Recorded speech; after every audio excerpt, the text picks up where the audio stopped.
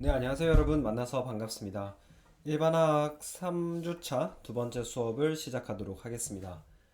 오늘은 챕터 3을 처음으로 시작해 보려고 하는데요. 그 전에 챕터 2에서 후반부에 배웠던 내용들을 간단하게 복습을 하고 넘어가도록 하겠습니다.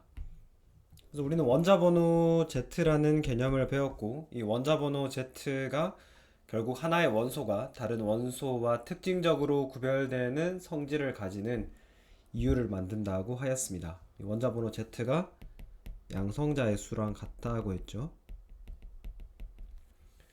그리고 우리는 원자번호 Z는 같지만 질량수는 다른 동위원소라는 개념에 대해서도 배웠습니다.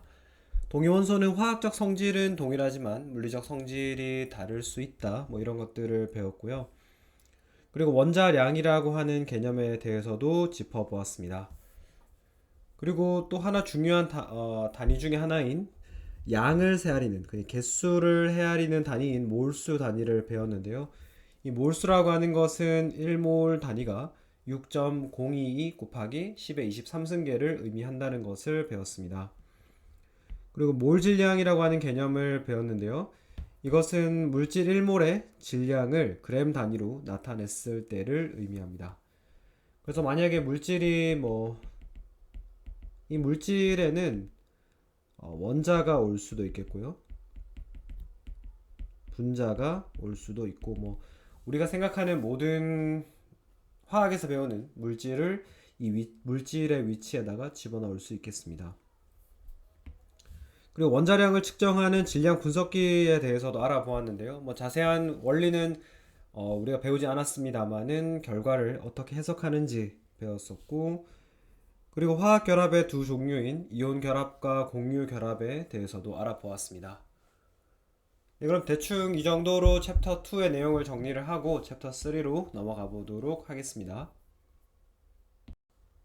네, 챕터 3은 화학 반응에서의 질량 관계를 배우게 되는데요. 그래서 아주 쉽게 이 단원의 이름을 단순하게 줄이라고 하면은 양론을 배우는 단원이라고 할 수가 있겠습니다. 그래서 우리 화학에서 주된 관심사는 물질 그 자체가 있고, 또 다른 하나의 주요 관심사는 그 물질이 겪는 변화, 즉 화학 반응이 있겠는데요.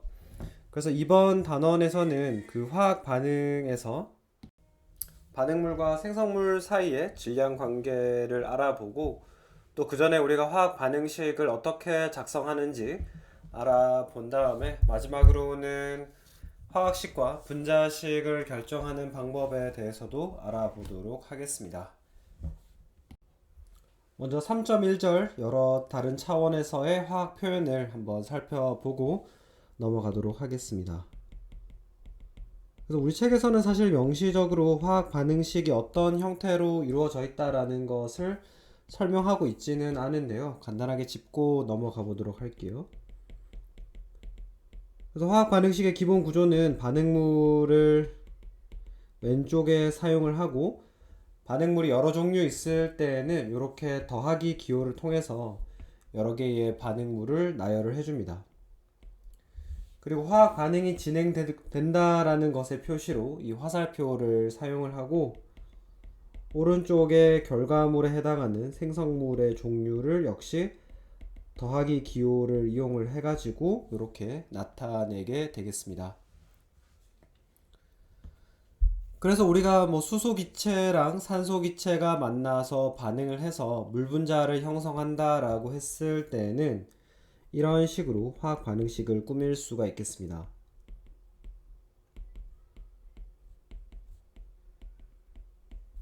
이런 식으로 꾸밀 수가 있겠는데요. 그래서 우리가 이런 화학 반응식을 받아들었을 때 이것을 문자로 어떻게 해석을 할 것인가, 말로서 어떻게 해석을 할 것인가 하는 문제가 남게 됩니다. 그래서 이 해석에는 두 가지 관점이 존재할 수 있는데요. 첫 번째는 미시적인 관점. 그러니까 분자 개개를 다루는 경우가 되겠습니다. 그래서 이 분자식 앞에 붙어 있는 수를, 이런 숫자를 우리가 개수라고 부르는데요. 개수를 어떻게 해석할 것인가 요 문제입니다. 그래서 여기 1이 생략돼 있을 거고 2가 있는데요. 그래서 미시적인 관점에서 이거를 개수로 해석을 해가지고 수소기체 두 개랑 산소기체 하나가 반응을 해서 물분자 두 개를 형성한다. 이런 식으로 미시적 관점의 개수로 해석하는 관점이 있겠고, 거시적인 관점에서는 이거를 우리가 몰수 단위로 해석을 할 수도 있습니다.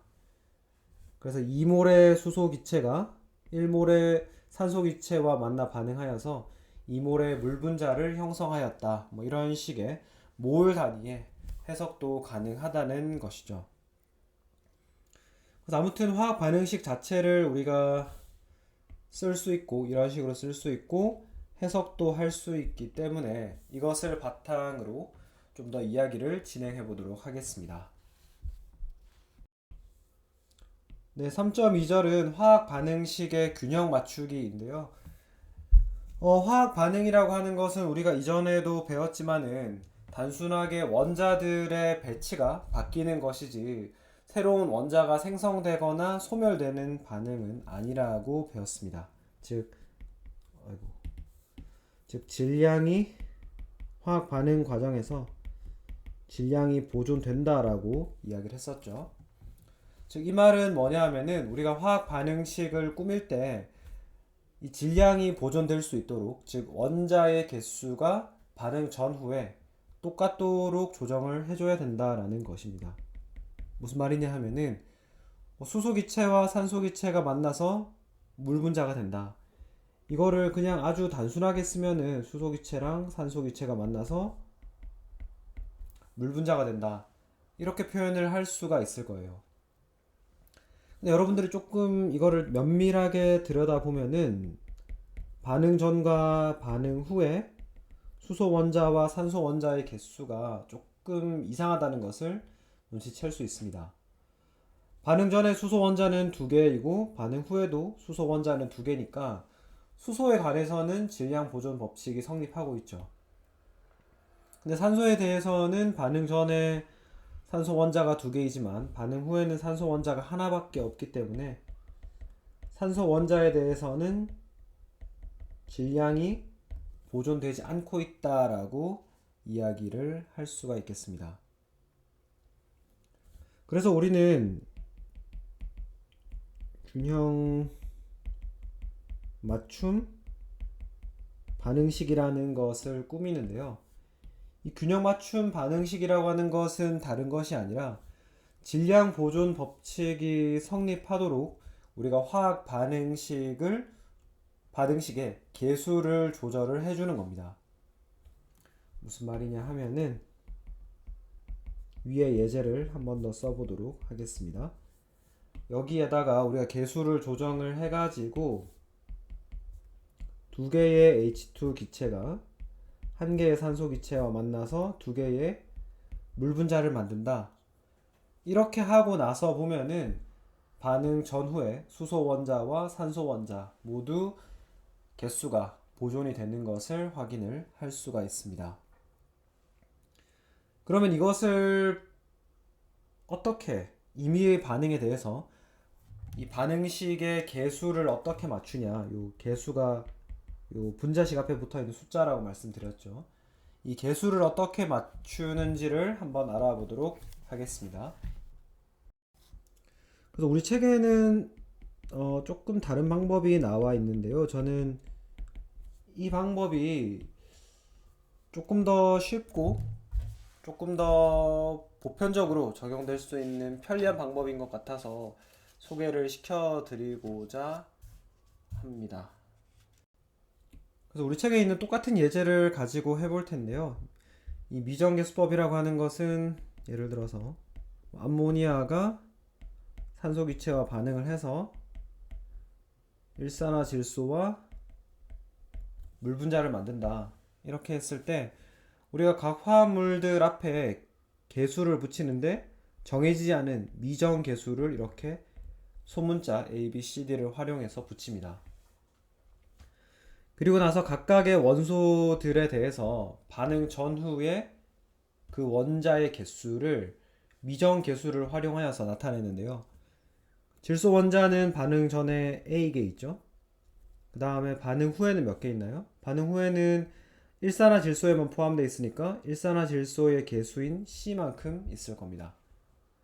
근데 질량이 보존되려면 이 A와 C가 같아야 되겠죠. 이와 같이 똑같은 방식으로 반응식에 존재하는 모든 원소에 대해서 이런 표현을 써주면 됩니다. 그러면 아닙니다. 수소의 경우에는 암모니아 하나당 3개씩 들어있으니까 암모니아가 A개 있으면 수소 원자는 3A개가 있을 것이고, 반응 후에는 물 분자 개수의 2배만큼인 2D개만큼 있겠죠. 3A가 2D랑 같아야 되고, 마지막으로 산소 원자의 경우에는 반응 전에 산소 기체에 2개씩 들어있으니까 2B개가, 반응 후에는 일산화질소에 1개, 그 다음에 물 분자에 1개 이렇게 들었으니까 C 더하기 D만큼 있을 겁니다. 즉, 요 두 개의 값이 같아야겠죠. 보면은 지금 변수는 우리가 잘 모르는 미지수는 4개인데 식은 3개밖에 없으니까 이 경우에는 우리가 유일한 해가 존재하는 것이 아니라 해가 무수하게 많이 존재하는 부정 상태가 되겠습니다. 그래서 이 경우에는 여러분들이 임의로 하나의 미지수를 값을 정해주면 나머지 문제가 풀리게 되는데요. 그래서 뭐 관례적으로 A를 1로 두면은 첫 번째 관계식으로부터 이 관계식으로부터 C 값이 1이라는 것을 알 수가 있고, 그 다음에 요 관계식으로부터 우리가 D를 바로 결정할 수 있죠. D는 A에 1을 넣으면 D는 2분의 3이 되겠습니다. 그리고 마지막 식을 활용을 하면은 우리가 B 값도 결정할 수 있는데 B는 4분의 5가 되는 거죠. 그러면은 각각의 우리가 이렇게 정한 개수들을 여기 위에 식에다가 집어 넣어주면 되는데요. 암모니아 1개에다가 산소기체 4분의 5개, 그 다음에 일산화질소가 1개, 물 분자가 2분의 3개 이렇게 되겠습니다. 사실 이런 식으로 리포트해도 아무 문제 없는데요. 우리 책에는 최소 정수비로 쓸 것을 권유하고 있습니다. 그래서 뭐 시험에서는 여러분들이 이 상태로 남겨두어도 아무 문제가 없다는 것을 말씀드리도록 하겠습니다. 최소 정수비로 하면은 4개, 5개, 4개, 6개 뭐 이렇게 되겠죠. 곱하기 4를 해준 겁니다. 이런 식으로 우리가 어떤 임의의 반응에 개수들을 정하여서 균형 맞춤 반응식을 결정할 수가 있겠습니다. 그러면은 넘어가서 3.3절로 가보도록 할게요. 3.3절은 이제 분자량과 몰 질량인데요. 앞에서 이야기했던 그 원자량 개념이랑 거의 유사하기 때문에 좀 쉽게 여러분들이 받아들일 수 있을 것 같아요. 그 전에 이제 우리가 앞으로 어떤 화합물을 이야기할 때 그 물질의 상, 뭐 고체냐, 액체냐, 기체냐 이런 거를 표시하는 게 상당히 중요하거든요. 그래서 지금부터 좀 연습을 하도록 하겠습니다. 기체의 경우에는 가스의 약자를 따서 G라고 표현하고, 액체는 액체에 해당하는 영어 표현 리퀴드의 L을 따서 L이라고 표현하고, 고체는 솔리드의 첫 글자 S, 그 다음에 수용액의 경우에는 AQS의 앞글자 2개를 따서 AQ로 표현을 해주도록 하겠습니다. 그러면 이제 분자량이라고 하는 것이 무엇인지 한번 간단하게 알아보면은, 이 분자량이라고 하는 것은 결국에는 분자 내에 존재하는 모든 원자의 원자량의 합이 되겠습니다. 조금 당연한 이야기인데요. 분자라고 하는 것 자체가 원자들이 모여서 만들어진 것이잖아요. 그럼 분자의 질량을 의미하는 분자량이라는 것은 결국 분자를 구성하는 그 각각의 구성 원소들의 질량의 합을 이야기를 하게 되겠습니다. 그래서 뭐 사실 이 분자량이라고 하는 것을 조금 더 확장을 하면은 화학식량도 이야기를 우리가 할 수 있는데요. 화학식량이라고 하는 것은 굳이 분자에 국한되지 않고 화학식으로 표현할 수 있는 모든 것, 그래서 화학식 단위 내에 존재하는, 똑같은 말이지만 한 번 더 쓰도록 하겠습니다. 존재하는 모든 원자의 원자량 합이라는 거죠. 그러니까 화학식 단위라고 했을 때는 우리가 이온성 고체 같은 것들도 여기에 올 수가 있겠습니다. 예를 하나 들어보도록 할게요. 에틸렌이라고 하는 C2H4 기체가 있는데요. 이 C2H4 기체의 분자량이라고 하는 것은 탄소 원자가 2개 들었으니까 12 곱하기 2, 그 다음에 산소 원자의 원자량을 1이라고 했을 때 1 곱하기 4 하면 28이 되겠습니다. 비슷하게 염화수소의 경우에는 수소가 질량이 1인 게 한 개 있고 질량이 35.5인 염소가 하나 있으니까 분자량은 36.5가 되는 것이죠. 앞에서 이야기했지만 원자량도 단위가 없듯이 분자량도 단위가 없습니다.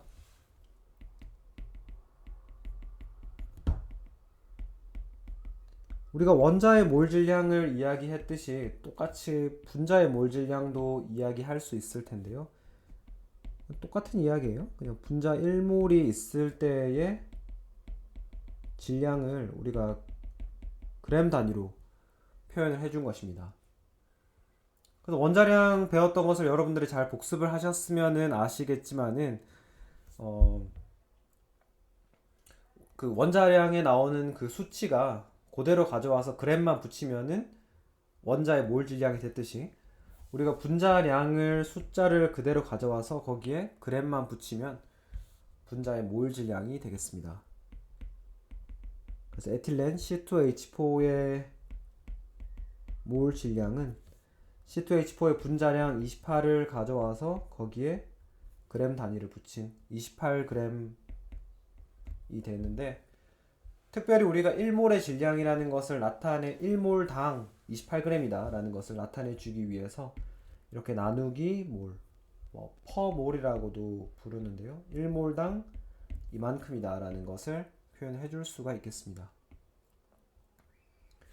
그래서 이걸 다시 한 번 더 풀어서 이야기하면은 C2H4 에틸렌 28g 안에는 C2H4 분자가 몇 개 있다는 이야기인가요? 1몰개가 있다는 이야기죠. 그리고 6.02 곱하기 10의 23승계에 해당하는 C2H4가 존재한다라는 것을 알 수가 있겠습니다. 예제 3.4를 같이 한번 풀어보도록 하겠습니다. 포도당 2g이 있을 때 이 포도당은 몇 몰에 해당하느냐. 사실 이 문제를 못 풀면은 3단원을 공부할 필요가 없고 3단원의 양론을 모르면은 여러분들이 그 뒤에 나오는 4단원 그리고 열화학 나오는 그런 부분들을 전부 이해를 할 수가 없어요. 요 문제를 꼭 알고 가셔야 돼요. 왜 그렇게 중요한지는 조금 뒤에 바로 다음에 나오는군요. 바로 다음에 알게 될 거예요. 포도당에 그러면은 1g이 몇 몰인지를 알려면은 1몰이 몇 g인지를 계산하면 되겠죠. 그래서 포도당의 분자량을 계산을 해보면 포도당의 분자식이 C6H12O6니까 탄소 원자량 곱하기 6, 산소 원자량 곱하기 12, 산소의 원자량 곱하기 6, 이렇게 해서 180이 되겠습니다. 결국 포도당의 몰 질량은 180 gpmol이라는 이야기니까. 그러면은 2g이라고 하는 것은 180g/mol로 나눠주면 단위 환산을 해보면 이렇게 되죠. 그래서 1.11 곱하기 10의 마이너스 2승몰이다 라는 것을 알 수가 있습니다. 사실 여러분들에게 이런 식을 외우라고 하는 것이 조금 저는 별로긴 한데, 이 몰수라고 하는 것을 계산을 할 때에는 질량 W 나누기 몰 질량 MW로 나눠주면 된다. 이렇게 조금 뭐 암기를 하시는 것도 사실 그만큼 중요하다는 뜻이에요. 풀어서 여러분들이 이해하기 조금 어렵다 하시면은 이렇게 외워서라도 네, 할 필요가 있습니다. 사실 이런 주입식 암기 교육이 무조건 나쁘다고 사실 많이 욕을 하고 비난을 하는데요. 저는 사실 조금은 다른 생각을 가지고 있는 게, 조금 주입식 암기 방법이 괴롭고 고통스럽긴 하지만은 그렇게 외웠을 때 지속 효과가 사실 상당히 길긴 해요. 저도 제가 고등학교 때 저희 음악 수행 평가로 독일어 노래 아니면 이탈리아어 노래 둘 중에 하나를 외워서 부르는 게 있었는데, 정말 노래 뜻은 아직도 잘 모르는데 그 두 개 노래는 아직도 다 부를 수가 있거든요. 그리고 저희 고등학교 때 국어 수행평가가 청산별곡을 끝까지 다 외우는 게 수행평가였는데, 그것도 아직 거의 다 기억이 나요. 그러니까 네, 갑자기 이런 이야기 왜 했죠? 네, 아무튼 요 식을 꼭 외우시라는 그런 말씀을 드렸습니다. 3.4절로 넘어가도록 하겠습니다. 네, 오늘 수업에서 가장 중요한 단원이 되겠는데요. 가장 중요한 절이 되겠는데요. 화학양론. 반응물과 생성물의 질량 관계를 이야기하게 되겠습니다. 근데 이제 우리가 여기서 꼭 기억을 해야 되는 것은, 화학 반응식에 등장하는 개수비는 여러분들이 사용하는 반응물들 혹은 생성물의 몰수 비와도 일치하고, 그렇다는 것은 개수비, 그러니까 물질이 몇 개 사용됐느냐를 나타내는 비와도 일치하지만, 안타깝게도 질량비는 성립하지 않습니다. 그렇기 때문에 우리가 몇 그램의 반응물을 써서 몇 그램의 생성물을 얻고 싶으냐, 그런 계산을 할 때에는 이 개수비를 활용을 해야 되는데, 질량비를 그대로 사용할 수 없기 때문에 질량을 몰수로 바꾼 다음에 그것을 가지고 몰수를 계산한 다음에 다시 질량비로 전환을 해 주어야 되겠습니다. 예를 이렇게 말씀드리니까 잘 이해가 안 되실 것 같은데요. 암모니아 기체를 합성하는 방법을 한번 보도록 하겠습니다. 여기에 이것을 해석할 때에는 개수비가 3대 1대 2니까 수소기체 3몰이랑 질소기체 1몰을 반응시키면 암모니아 기체 2몰이 형성된다, 이렇게 해석을 할 수 있죠. 그러니까 이 개수비가 몰수비와 같이 간다는 이야기입니다. 그렇지만 안타깝게도 이것을 3몰에 해당하는 질량을, 수소기체 3몰에 해당하는 질량은 6g일 거고, 질소기체는 28g, 암모니아 기체 2몰은 34g일 텐데요. 이 질량 단위는, 질량의 비는 이 개수비와 아무 상관이 없죠. 그죠? 그러니까 우리가 6g의 수소기체를 반응시켰다라고 해서 개수비가 3대2니까 암모니아는 4g이 얻어질 거다. 3대2니까 6을 썼으니까 4가 생성될 거다, 이렇게 할 수 없다는 거예요. 아시겠죠? 그래서 요거가 정말 중요한 내용입니다. 꼭 기억을 해 두시고, 그럼 우리 책 3.1에 나와 있는 그림을 같이 보도록 하겠습니다. 상당히 중요한 내용을 잘 정리를 해 놓았는데요. 임의의 화학 반응식이 이렇게 있을 때 내가 뭐 A의 질량을 알고 있는데 이거를 또 다른 물질 뭐 B도 좋고 C, D 뭐든 좋습니다. 근데 우리는 B라고 해볼게요. A와 반응하기 위한 B의 질량 뭐 혹은 A가 반응했을 때 이 정도 반응했을 때 C가 얼마만큼 양이 생길 거냐 이거를 계산하는 게 우리의 주된 관심사인데 이 질량에서 질량으로 바로 넘어가기 위해서는 방법이 없어요. 여기는 사실 여기는 끊어진 날입니다. 이렇게는 갈 수 없어요. 빨간색으로 할까요? 갈 수 없습니다. 그래서 우리는 돌아가는 길을 만들어야 되는데요.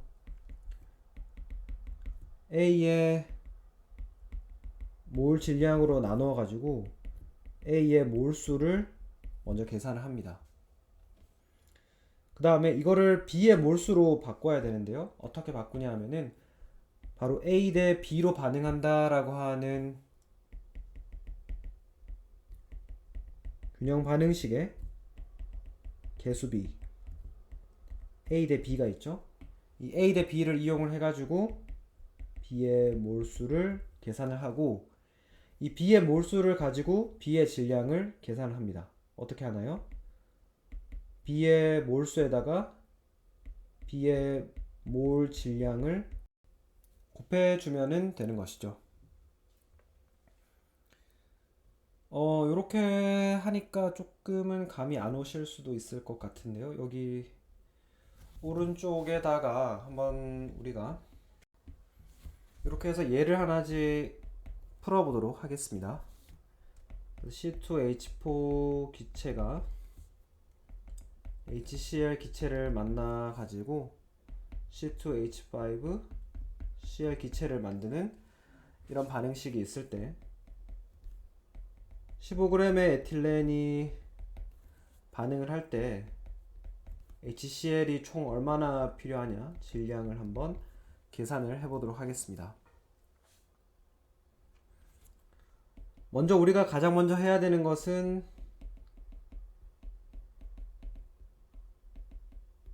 에틸렌의 몰수부터 계산해야겠죠, 그죠? A의 질량에서 B의 질량으로 바로 건너갈 수 없기 때문에 몰수로 바꿔야 된다라고 했어요. 그래서 에틸렌의 몰수를 N C2H4 N이라고 하는 게 몰수를 나타내는 기호고 아래 첨자로 화학식을 써주면은 아 그것이 어떤 물질의 몰수를 나타내는구나 라고 우리가 앞으로 사용을 하도록 하겠습니다. 그럼 에틸렌의 분자량을 우리가 눈대중으로 계산을 해보면 12 곱하기 2 더하기 1 곱하기 4니까 28이죠, 그죠? 그래서 이 몰수라고 하는 것은 질량 15g 나누기 이렇게 하면 조금 여러분들이 헷갈리실 수 있을 것 같아요. 이렇게 표현할게요. 질량 15g을 에틸렌의 몰 질량 28g per 몰로 나눠주게 되면은 0.536 몰이 되겠습니다. 그럼 두 번째 단계 이제 화학 반응식 개수비를 이용을 해가지고 두 번째 물질의 몰수를 계산하면 되죠, 그죠? 이제 두 번째 스텝 여기가 첫 번째 스텝이었고 두 번째 스텝은 B의 몰수를 계산하는 거예요. 개수비를 보면 지금 에틸렌 대 염화수소는 1대1로 반응을 하고 있죠. 그래서 C2H4 대 HCl의 여기를 개수 비율이니까 땡땡이라고 해야 되죠. 1대1이 되겠습니다. 그래서 HCl의 몰수는 0.536몰이다. 똑같다라고 이야기를 할 수 있고요. 그럼 세 번째 단계 이제 몰수를 알았으니까 질량으로 변환을 해주면 되죠. 그래서 HCl의 질량으로 바꿔주면 되는데 그럼 HCl의 분자량이 앞에서 이야기했지만 36.5가 되죠. 그래서 WHCl 이렇게 하면 W가 이제 질량을 나타내는 기호가 되는데요. HCl 질량 이렇게 쓸까요? WHCl 요거는 몰수 곱하기 몰 질량으로 이야기할 수 있죠. 그래서 0.536몰 곱하기 36.5 5g/몰 이렇게 해주면 대략 19.6g이라는 것을 알 수가 있습니다. 그래서 15g의 에틸렌과 반응하기 위해서는 HCl, 염화수소가 19.6g이 필요하다라고 알 수가 있는 것이죠. 네, 이렇게 하고 이제 넘어가서 3.5절, 오늘의 마지막 내용 3.5절을 해보도록 하겠습니다. 네, 3.5절은 화학 반응의 수득률인데요. 우리가 이때까지는 모든 화학 반응은 100%다 진행된다, 그러니까 완료된다라고 가정을 했어요. 화학 반응에서 완료된다라는 말의 의미는 반응물이 모두 다 소진될 때까지 계속 진행이 된다라는 그런 말입니다. 근데 실제 화학 반응, 여러분들이 이제 화학 실험, 일반 화학 실험을 통해서 실험을 해보면은 실제 반응은 100%다 진행이 되지 않습니다. 뭐 평형에 있기 때문에 진행이 되지 않고, 그리고 또 우리가 원치 않는 부반응들이 진행이 되기 때문에 실제 반응은 100% 진행이 되지 않고 어느 순간에 멈춰지게 됩니다. 그래서 반응이 100% 완료되었을 때 얻을 수 있는 양과 실제 실험에서 얻을 수 있는 양에는 차이가 존재하게 되는데요. 그 차이를 한번 표현해 보도록 하겠습니다. 그래서 여기서 이제 수득양이라는 말을 처음으로 사용을 하고 있는데요. 수득양이라고 하는 것은 뭐 다름 아니라 그냥 여러분들이 생성물의 양을 이야기한다, 이렇게 생각해도 크게 틀리지 않고, 뭐 이번 절을 이해하는 데도 전혀 문제가 없겠습니다. 그래서 수득률을 이야기할 때 가장 많이 활용이 되는 게 수득 백분율이라는 건데요. 그러니까 수득률을 100% 단위로, 백분위로 나타낸 것이라고 이야기를 하면 되는데요. 그래서 수득 백분율을 어떻게 나타내냐 하면은 이론적으로 얻을 수 있는 수득량, 그러니까 화학 반응식의 양론을 통해서 우리가 반응이 100% 진행된다라고 가정했을 때 얻을 수 있는 양을 기준으로 해서 여러분들이 실제 실험에서 얻은 실제 수득량의 비율을 이렇게 백분위로 나타내 준 것이 되겠습니다. 굉장히 간단한 개념이죠. 그래서 예제 하나만 풀어보고 마치도록 하겠습니다. 예제 3.6인데요. 예제 3.6은 C4H8 이거에다가 메탄올 CH4O를 반응을 시켜 가지고 C5H12O라고 하는 MTBE라고 줄여서 부르는 그런 화합물을 얻을 수 있습니다.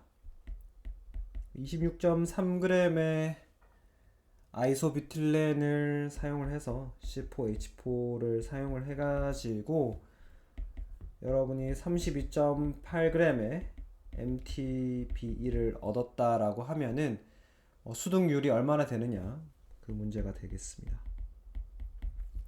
같이 한번 풀어보면은, 그러면은 수득 백분율을 계산할 때 지금 실제 수득량은 알고 있죠. 실제 수득량은 32.8g을 알고 있으니까 우리는 이론적 수득량을 계산을 하면 되겠습니다. 그럼 결국에는 26.3g의 반응물을 사용했을 때 이 생성물을 몇 그램 얻을 수 있느냐, 이걸 계산하는 거죠. 앞에서도 여러 번 말씀드렸지만 질량을 바로 전환할 수 있는 방법은 없기 때문에 먼저 몰수로, 아이소뷰틸렌의 몰수를 계산하면 26.3g 나누기를 해야 되는군요. 나누기 아이소뷰틸렌의 몰 질량, 이렇게 해야지 좀 보기가 좋겠죠. 네. 이렇게 하면은 0.470몰을 얻을 수가 있고요. 두 번째 스텝은 뭐였나요? 이 화학 개수비를 이용을 해가지고, 화학식의 개수비를 이용을 해서 생성물의 몰수를 계산하면 됩니다. 그래서 MTBE, 이 MTBE가 그 요즘에 말하는 그 MBTI 그거랑 비슷해가지고 제가 계속 헷갈리네요.